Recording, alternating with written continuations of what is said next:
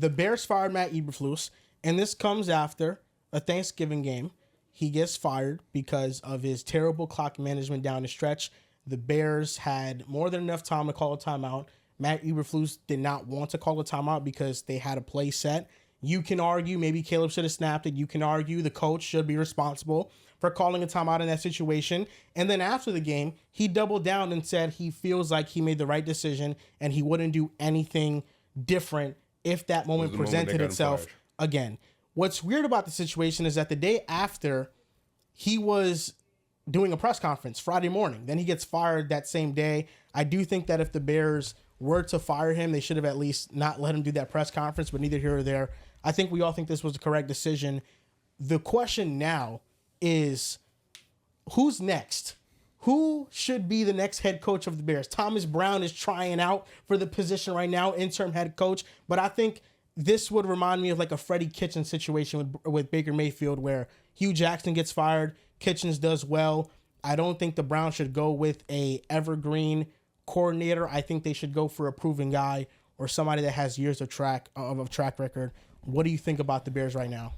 Immediately where my mind goes is them getting the best available option offensively, and that would be getting Ben Johnson. Now, where things get muddy, would Ben Johnson stab the Lions in the back and go in division? Especially after he was very loyal to them this past season and turned down job opportunities and decided to stay with the Detroit Lions. That's where the questions come into my mind of whether or not he would go to Detroit. However, that would be number one for me. For the sole fact of you have, in a lot of people's minds, a generational talent at the quarterback position in Caleb Williams. The last couple of weeks, last three, I believe, we've seen him beat, you had the Packers, you had the Minnesota, and you had the Lions. Yes, the last 3 weeks, he's played some pretty high-level football. He's looked like we all anticipated. Now, where I would love to see the offensive mind come in is because you still have these great weapons. You still have DJ Moore. You still have Rome Odunze. And even if Keenan Allen doesn't come back, you can assume that Rome Odunze would take another leap. Cole Kmet is also a pretty great option for them as well. I would like to see Ben Johnson come in and take the reins over there because of Caleb Williams solely. But at the same time, when we just look at the landscape of the Chicago Bears and what led to Matt Eberflus being fired, it's been a rough stretch for Chicago, to say the least, because, Riv, I have to give you a lot of credit, because when you said that's one of those moments against Washington where you have the Hail Mary, that's the type of stuff to derail a season and completely to change tides for you. I called you crazy. I said, you're going to let this one play think that it's going to end an entire season? Believe it or not, it has. Since then, they haven't been able to win a game, and they're on a 6-game losing streak now.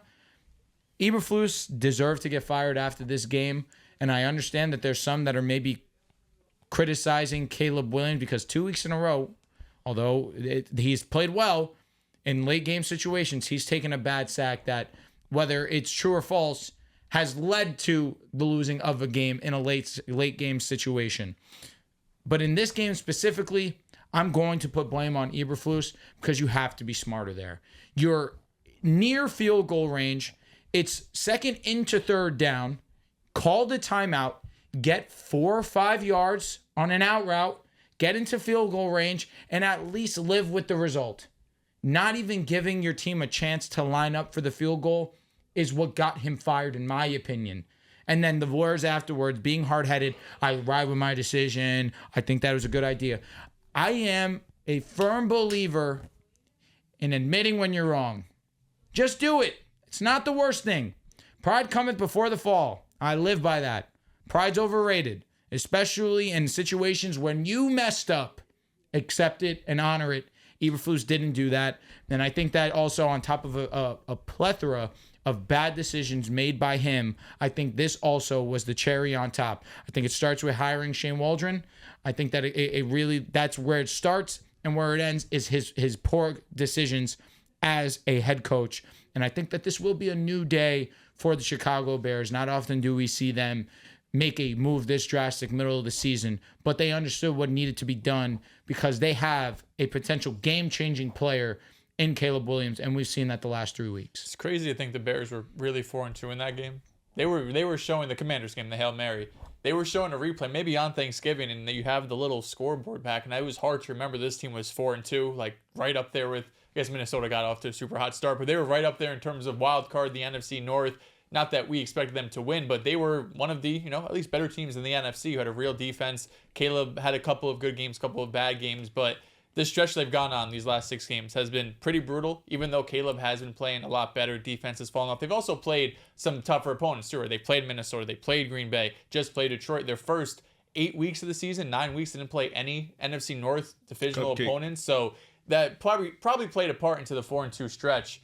Ben Johnson's, of course, a popular name. I think that would be great. But I still think, and these are going to be popular names, but I still think they need somebody that is going to be more of an overseer of everything, because this is a Chicago team that has not had much success in our lifetime, right? This is a team that hasn't been able to get quarterback right. They've had good defenses. They've had some bad defenses. They've had some really bad losses in the playoffs. They haven't really been a team that has ever been consistently great. So when I look at coaches like Mike Vrabel, potentially, like Bill Belichick, who are proven, who have won, and now potentially can do it with kind of something they haven't had in their career, unless you're going back 20 years with Bill Belichick and Tom Brady's having this young up-and-coming quarterback to kind of rebrand who you are. Because I think Vrabel and Bill Belichick, we both know who they are. They are winning coaches. They're hard-nosed guys for the most part. They've won, of course, in both of their stops as head coaches, or, their last stops in Tennessee and New England.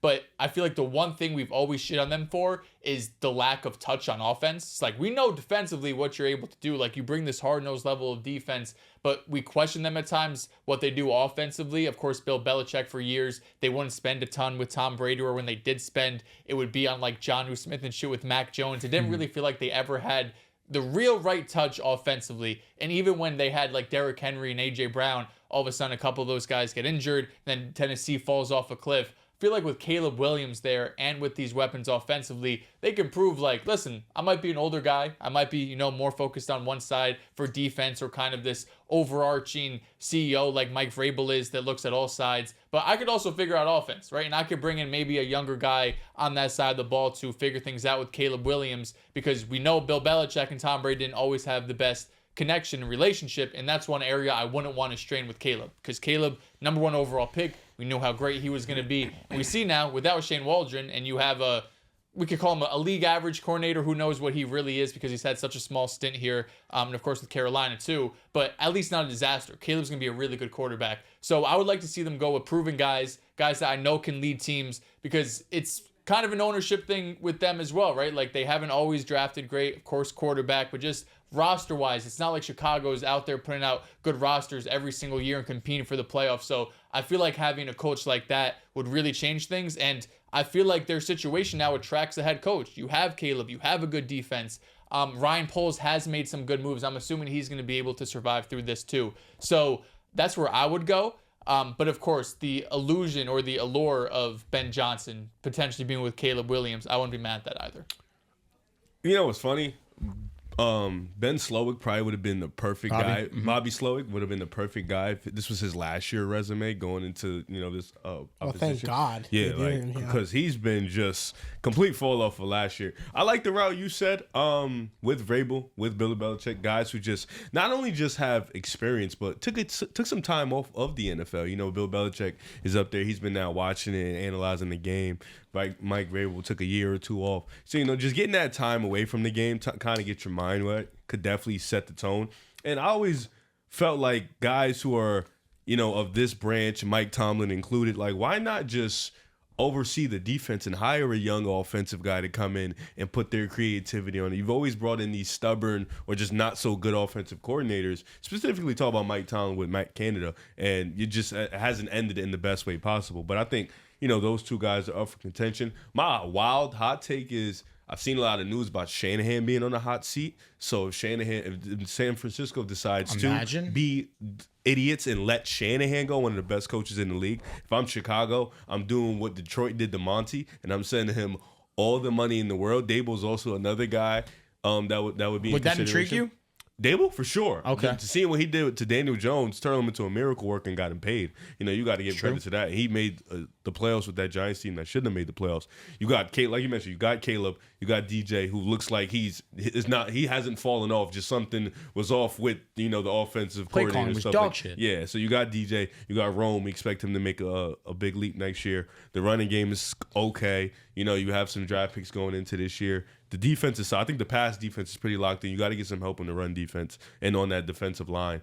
I think from what I've seen from reports, Poles wanted him fired weeks ago. Oh, wow. And they gave him an opportunity to stay. I forgot who I saw it was. Somebody with some good credibility. I wish I would have bookmarked it, but he said that Poles was talking about how he wanted this guy fired a couple weeks ago, but management up top said give him a little bit more time.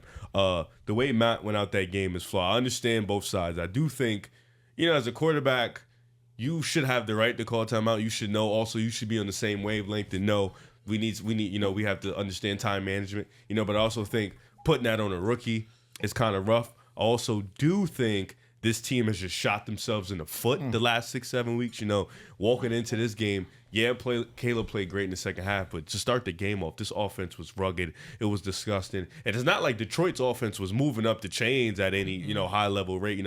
They were okay, but you had an opportunity to win this game. Same way how you had an opportunity to beat the Vikings. You've had opportunities to beat the Washington Commanders. Like, there's been moments where that 4-2 can look like 6 or 7 wins and maybe 3 to 4 losses. Like, you can look like a playoff team if you just stop shooting yourselves in the foot to start games. But I think I'm gonna go to the Vrabel route. I think I'll go with him. I like what he did with Ryan Tannehill in Tennessee. I like the fact that he kept that team competitive. He had those guys working hard. And I think if he just hires a young offensive guy that can come in, be creative, I think that'll fit his style. The most positive thing about the Bears right now is that Caleb Williams is playing at such a high level. He's making a handful of throws every single week that very few quarterbacks in the NFL can make. The sack that you talk about versus the Lions, I didn't think it was on him because the right tackle did not block anybody. And the edge came so free and just got a major hit on him. It just happened so fast. And this is the problem with the Bears right now, is that their offensive line, their trenches, just not very good. But Caleb, in the second half versus the Lions, for the majority of the game versus the Vikings, I mean, he's just been making tremendous plays. And that's the most promising aspect of it. Thomas Brown, I think, has put him in a good position to succeed. And Sean McVay has spoken glowingly about Thomas Brown. I just don't think that even if he does a good job to end the season, that is a safe move. I don't think so. So even though he's an interim head coach, he's getting an audition. I think this is just like you give him a courtesy interview, but then you go after the big dogs, because there's a lot of coaches on the market that could be a great fit in Chicago. And I would go as far to say that I think the Bears are by far the best situation for a new coach to come in and coach that team. They are so close to having one of the best rosters in football. I know they're 4-8, and that sounds crazy, but they have a franchise quarterback in Caleb. They have 3 really good receivers in DJ Moore, Rome Odunze, and Keenan Allen. Keenan Allen will be a free agent, but the Bears have $81 million in cap space, so they can bring him back if they wanted. Montez Sweat off the edge. Dexter has ascended, and he's really come into his own. He's playing well. Then you have a secondary that you could put up there with the best of them. The best in the league with Jalen Johnson. Tyreek Stevenson had a down year, but last year he was good. Kyler Gordon's playing better. Jaquan Brisker. You have good linebackers. The Bears are a good draft and maybe 2-3 free agent signings away from us saying this is one of the best rosters in football. Like, that's how close they are. So if any head coach were to come into this situation, they have everything they could ask for. Draft capital, quarterback, and cap space. So I think this is the best job right now on the market. Even though the Bears have a history of not being a functional organization, this right now to me is the best job on the market. That's a lot to do, like, because Philly and Detroit, I'm looking at their two, they're just rosters. Like, their rosters are so stacked from top to bottom. I don't know. Chicago would have to do a lot. Because, like, Detroit, you got the offense, you got the run game, you got the wide receivers, then on defense, and they're getting Aiden Hutchinson back, too, next year. I mean, the Bears, they have a first-round pick, and they have 2 second-round picks in this draft. one from Carolina. It's just Caleb Williams. He could just make that, like, he could just take the leap from saying, listen, Detroit and Philly, they have great rosters. Chicago, there might be one notch down, but they have a guy that any given week could be a top 5 quarterback. Can I ask you, though, with every offensive mind that gets a first opportunity, would you argue that it's not safe? Yeah. Like, you could argue Mike McDaniel was not a safe hire. It's always a gamble. You could argue Sean McVay being the youngest head coach was a gamble. And I'm not saying that Brown's going to come in and be this game-changing offensive mind, but we've seen Caleb Williams play his best brand of football with this guy, with this regime. And that's where, if Caleb goes and he finishes the season as clear-cut the best rookie over the span of games, I can take that and weigh it heavily into my consideration this offseason.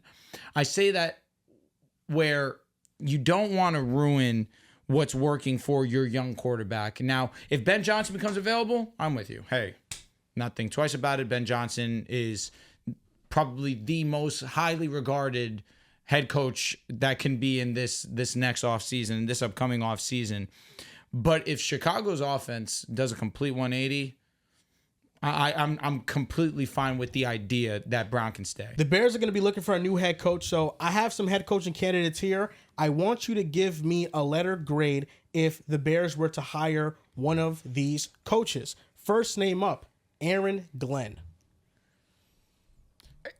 I just don't want a defensive-minded head coach. I think he's going to be a great coach wherever he goes. I don't want Chicago to get another defensive coach. I would give it a B-. I think Aaron Glenn is a good coach. I don't know if this is the landing spot for him or the spot the Bears really need. So I would say like a C. I'm on Drew's vibe a little bit, except if I do get a defensive head coach, he has to have some experience, some hardware, stuff like that. So I'll go C+.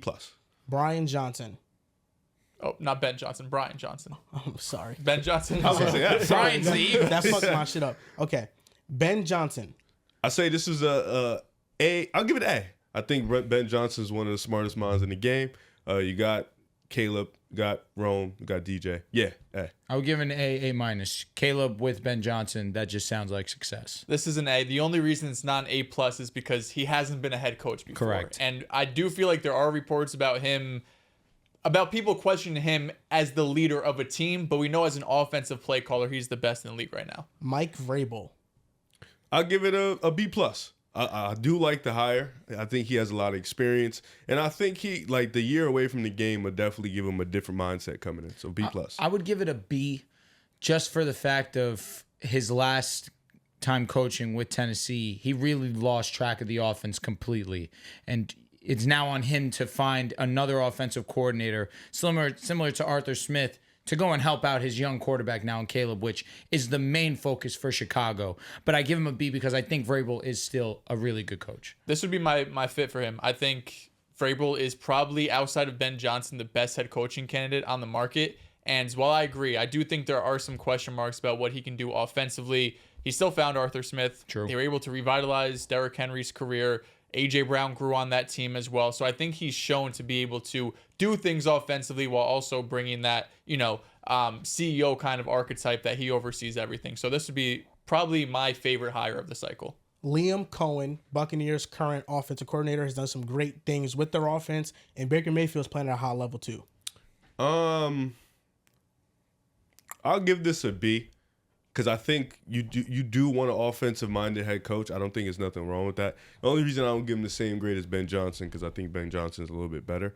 You do have the whole new head coach, that vibe, but I do think you need some creativity. I like what Baker's doing over there, so I'll give it a B. I'd give it a B+, just because I think Ben is the better offensive mind that's going to be available, but Liam has done some great things with Tampa. I also give Baker a lot of credit himself. Did it last year with Canales, is doing it again with another OC. So I want to give him his love. But again, if you got a great offensive mind with Caleb, to me, that is number one in what the Chicago Bears priority should be. This would probably be a B-, a little bit ahead of Aaron Glenn just because it's offensive minded. But again, I don't know if I want an unproven head coach unless his name is Ben Johnson. Fair. And now the last name, Brian Flores, potential second chance at a head coaching stint. I would give it a B- because I do not want a defensive coach again if I'm Chicago. Live in the new school. You have a new school era type quarterback. Get a new school style head coach as well. I think I might give this an A. I mean, that defense with Flores. I think Chicago has more talent on defense than Minnesota. I think what he's able to do with those guys, just get the best out of Remember that the group. last time he was the head coach and what happened with the No, offense? I agree. That's definitely Defense was good. Maybe I'll drop it to a B+. I'll say B+ because the last time he was a head coach, the stint wasn't great. But he did have them playing some good football when backs were against the wall. I don't disagree. He does the same thing with Minnesota, and he just seems like that toughness, that tough, gritty guy that the Bears want, or the players at least. Definitely the defense. They feels like the grittier of the group. So yeah, I'll say B+. He'd be a B for me. I think he overachieved in Miami for the most part, especially on defense. That was a team that we did not have any expectations for, and they were competitive every single week. But the questions are there long term about how his relationship is with a young quarterback. Shit, he's kind of overachieving now. We didn't have Minnesota Cool. 9-2, 10-2, whatever they are. and that at this defense is point. one of the very best in the league. Agreed. I was going to say O'Connell definitely plays a huge for sure, hand for in sure, that for sure, too. for sure. Yeah, I mean, like a Brian teamwork Flores thing. with the Dolphins, they won nine games and 10 games and missed the playoffs somehow. So, I mean, he did some good things in Miami. I think he should definitely get a shot eventually.